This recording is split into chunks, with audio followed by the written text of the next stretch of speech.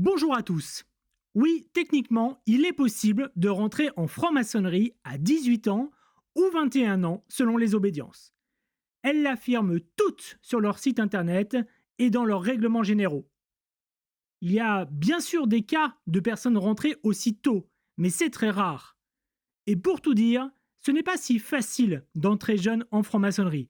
Il y a des barrières à l'entrée, mais aussi des obstacles tout au long du parcours. Pourtant, cela en vaut la peine. Dans cette vidéo, je vous parlerai d'entrée jeune en franc-maçonnerie, d'exemples vécus par moi et par d'autres, et je finirai avec un ressenti personnel où j'évoque notamment Aurel San.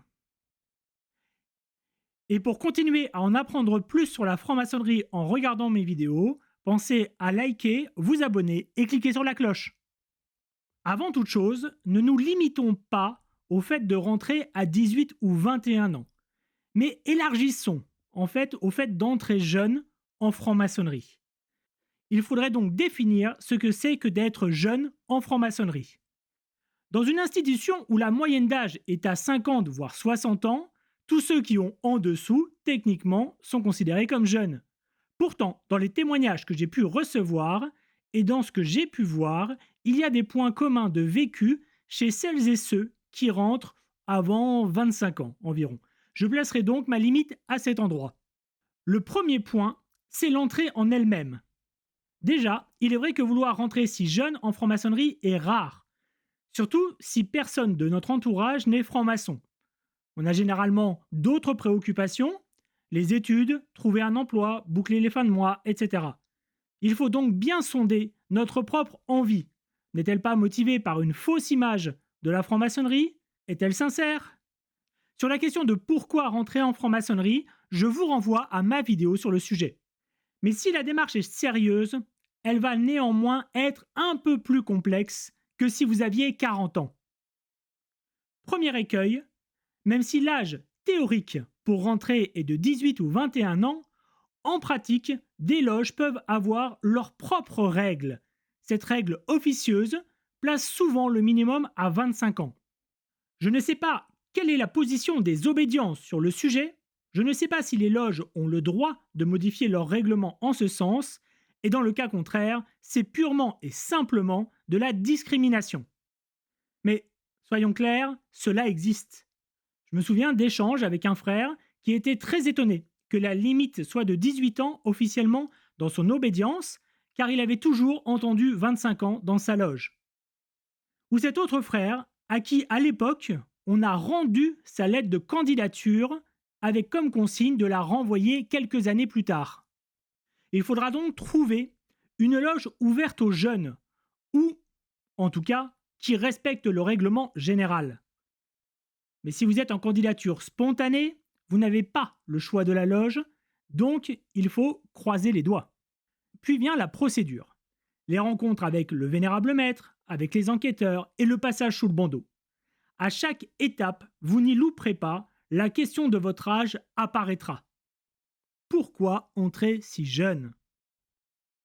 C'est très difficile de répondre, car dans votre position, l'âge n'est pas un critère, et cette question se confond juste avec celle de pourquoi vouloir rentrer en franc-maçonnerie. Je vais donc essayer de vous aider en vous expliquant ce qu'il y a derrière cette question dans la tête des frères et sœurs qui peuvent vous les poser. Tout d'abord, ils s'interrogent sur la capacité intellectuelle du candidat à appréhender les travaux maçonniques. Ils s'interrogent aussi sur la maturité pour vivre ces éléments initiatiques, le fait que ça ne soit pas une lubie, mais une volonté sérieuse et réfléchie de devenir franc-maçon, et pour finir, que vous n'allez pas déménager pour des raisons professionnelles dans les prochains mois. Les discussions pour votre entrée seront peut-être houleuses. Si le vote au passage sous le bandeau revient négatif, vous avez généralement la possibilité de vous représenter 6 mois après. Pour certains, c'est en fait une manière de tester votre réelle motivation. Le vénérable maître de la loge ou votre parrain seront les meilleurs conseillers sur ce qu'il convient de faire dans ce cas-là. Si cela se passe bien, vous serez initié et deviendrez franc-maçon. Félicitations! Dans votre loge, sauf cas particulier, tout se passera bien. Les frères et les sœurs apprendront à vous connaître. Et si certains avaient des préjugés sur les jeunes, ils s'effaceront petit à petit. Vous n'échapperez pas, bien sûr, à quelques remarques ou mots un peu paternalistes, mais toujours bienveillants. Après, vous ferez votre chemin en fonction de votre travail. Il en est généralement autrement quand vous visitez, c'est-à-dire quand vous allez en visite dans d'autres loges de votre obédience ou d'autres obédiences, voire dans d'autres contextes maçonniques. Là, vous allez rencontrer des frères et des sœurs qui ont peut-être des a priori sur le fait d'entrer jeune en franc-maçonnerie et qui, en plus, ne vous connaissent pas et ne connaissent pas votre travail. Et c'est là, généralement, que ça peut devenir dur à vivre. Cela va du ton paternaliste plus ou moins bienveillant, comme par exemple «Oh, c'est rare de voir quelqu'un d'aussi jeune, c'est ton papa qui est franc-maçon?» Non, personne dans mon entourage ne l'est, c'est juste une démarche personnelle. Ça peut être aussi un préjugé sur le grade, comme ce frère très embêté qui vient te voir au début de la tenue pour te dire Désolé, mais tu n'as pas dû avoir la convocation, car ce soir, on passe au troisième grade, tu ne vas donc pas pouvoir rester. » Alors que bien sûr, tu es maître. Moi, j'ai aussi eu droit à Ça va, c'est pas trop dur de ne pas pouvoir parler en loge quand on est apprenti? Ce à quoi j'ai dû répondre dans la mesure où je suis le vénérable maître de la loge, j'ai pas trop de soucis avec le fait de pouvoir prendre la parole. Mais vous pouvez avoir des remarques beaucoup plus cinglantes, comme ce frère inconnu que je croise en visite et qui m'explique que ça ne sert à rien de rentrer si jeune, car on ne peut vraiment appréhender l'initiation maçonnique qu'à partir de 40 ans. Je pense sincèrement qu'il y croyait, et que dans sa tête, c'était un conseil amical, plutôt qu'une remarque vexante. Ce qui ne m'a pas empêché de lui répondre en paraphrasant Brassens que l'âge n'y fait rien à l'affaire, quand on est, on l'est. Et cela peut aller beaucoup plus loin quand votre âge devient un argument pour dévaloriser votre propos, discréditer une proposition ou refuser un grade. Bref, dans l'ensemble, toutes ces remarques sont souvent de la maladresse et ne sont pas si graves, mais elles sont quasi systématiques. Je me souviens de visites où intérieurement, je m'étonnais de ne pas avoir eu ce genre de remarques. Eh bien, ça ne coupait pas, quelques minutes après, ça arrivait. Je vous le dis à vous qui souhaitez rentrer jeune en franc-maçonnerie, vous qui êtes franc-maçon et jeune, qui plus est, mais aussi aux plus âgés. C'est vraiment usant comme situation, et si certains jeunes démissionnent, ce n'est pas forcément à cause de la prétendue inconstance des jeunes, mais parfois en réaction à ça. En fait, c'est d'autant plus difficile à vivre qu'en franc-maçonnerie, les clivages sociaux qui existent en dehors ne sont pas censés exister, notamment pour l'âge, puisque nous avons tous symboliquement le même âge en fonction de notre grade. Ne pas respecter une de ces règles si basiques en franc-maçonnerie met le doute sur tout l'édifice. Et si, comme certaines obédiences le disent, on veut voir plus de jeunes en franc-maçonnerie, il faut d'abord régler ça. Bon, j'ai commencé sur les points négatifs, mais au final, c'est génial d'entrer jeune en franc-maçonnerie. Vous apprenez beaucoup sur vous, vous apprenez à confronter vos idées à celles des autres de manière structurée, à prendre la parole en public, à appréhender les problématiques de manière différente, à écouter l'autre et beaucoup d'autres choses. Autant d'éléments qui vont vous être utiles dans votre développement personnel et dans votre vie professionnelle, ou plus simplement, dans votre construction d'homme ou de femme.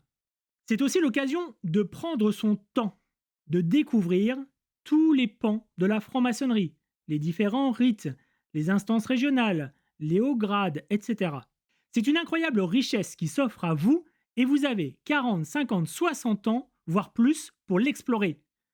C'est une véritable chance d'entrer jeune et il faut peut-être voir certaines remarques des plus âgés comme la marque de la frustration de ceux qui auront 20 ans, 30 ans ou 40 ans de moins que vous pour découvrir cette richesse.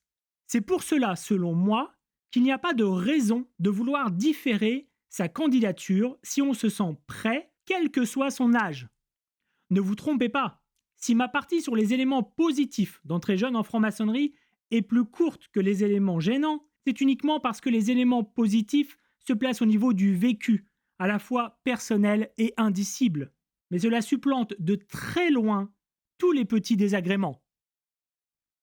J'aurais pu m'arrêter là et conclure cette vidéo sur oui, c'est pas tous les jours évident de rentrer jeune en franc-maçonnerie, mais il faut s'accrocher car c'est un fabuleux voyage. Mais avec le recul, étant moi-même un ancien jeune franc-maçon, il y a autre chose que je voudrais partager. Les jeunes maçons ont, selon moi, aussi autre chose à faire et je vais l'illustrer en parlant de ma propre expérience.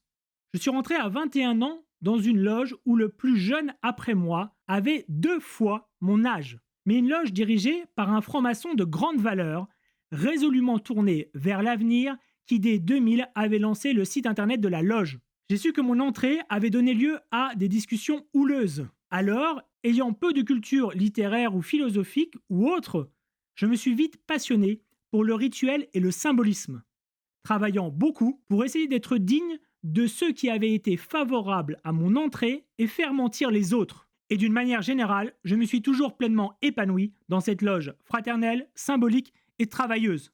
Mais je me rends compte aussi que quand on entre jeune en franc-maçonnerie, on peut avoir tendance à gommer certains aspects de ce qui nous constitue, pour entrer dans le moule, pour être peut-être mieux accepté, pour coller à la culture des autres qui sont présents, ou peut-être parce qu'on a l'impression que ce que l'on aime est une sous-culture. Un frère plus âgé n'hésitera pas à évoquer dans une planche un roman, un film, une chanson qu'il aime. Nous, on n'ose pas, ou on ira piocher dans un registre globalement, socialement acceptable par la loge, et pas forcément ce qui nous parle vraiment. Résultat, de l'extérieur, on dirait des jeunes déjà vieux. Désolé pour ceux qui sont mis en avant dans divers reportages, mais vraiment c'est le cas, et je sais que c'était mon cas aussi. Et à l'intérieur, on est en plein décalage avec nous-mêmes. En 2007, bossant dans l'informatique, après Gunther et Basshunter, je découvre Orelsan et sa Saint-Valentin, que j'écoute en boucle à l'époque. J'aime pas trop les 14 février, tout le temps seul à force de me faire griller. Le soir, je vais en tenue. Je suis alors le vénérable maître de la loge. Et pour me détendre, en rentrant de tenue, je joue à la PlayStation. 2 salles, 2 ambiances. Mais je ne suis pas un cas isolé. Je sais que beaucoup de frères ou de sœurs de ma génération ont vécu ça. Je parle d'Orelsan car il était un petit rappeur de niche, devenu maintenant très populaire, et il a toujours été un de mes artistes préférés. Venant d'une petite ville 12 fois plus petite que Caen, d'une famille de classe moyenne basse et ayant à peu près le même âge que lui, comme des centaines de milliers de jeunes, je me suis retrouvé dans certains de ses textes et surtout dans les références qu'il utilise. J'ai grandi avec Van Damme, les jeux Panda et Slash Ken. Comment voulais-tu que je devienne fréquentable? Les vieux comprennent pas ce qui se passe dans la tête des jeunes. Ils sont pas élevés par la télé, par la PlayStation. Pourtant, il est à des années-lumière de ma vie maçonnique et en même temps proche de ce que je ressentais. Il parle de l'échec, du changement, de se sentir en décalage, des conflits générationnels, etc. Quand en 2008, dans Changement, il dit que les jeunes sont cons, sont bons qu'à faire des blogs. Effectivement, à l'époque, je faisais le blog de ma loge. En 2011, dans Raelsan, il chante Je suis de retour avec ma sous-culture. Ouais, sauf que c'est nous le futur, hein. C'est nous le futur. Je vais retourner l'opinel entre les points de suture. Ils sont la censure, plus tard on aura l'usure. Plus tard on ira danser sur leur sépulture. Cela résonne en moi, car quelques années plus tôt, un frère qui avait été repris très violemment en tenue du fait de son âge, malgré qu'il soit un ancien vénérable maître de sa loge, m'avait tenu quasiment le même discours, pas très maçonnique comme retour et très violent, mais c'était bien son ressenti du moment.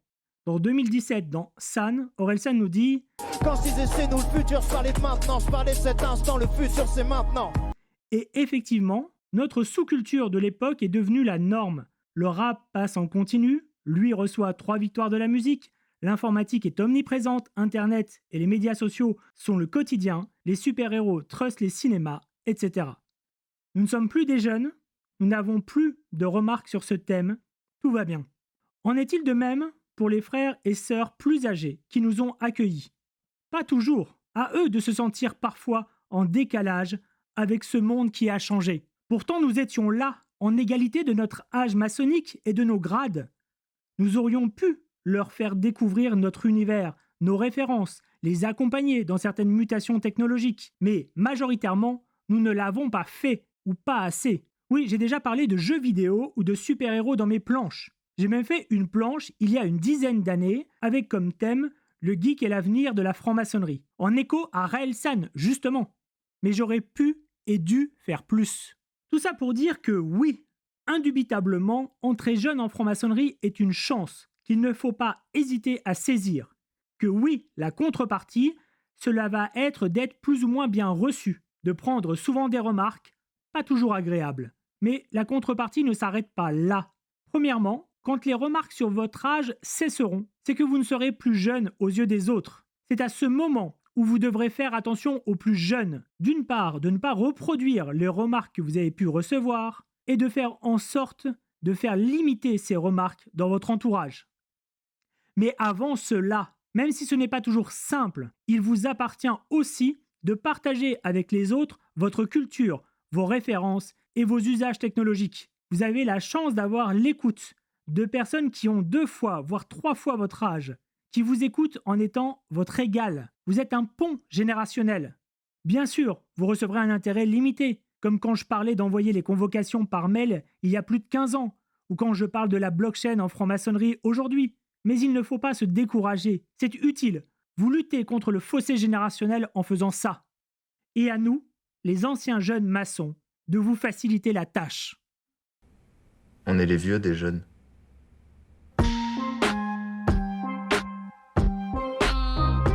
Voilà sur ce que j'avais à vous dire sur les jeunes et la franc-maçonnerie.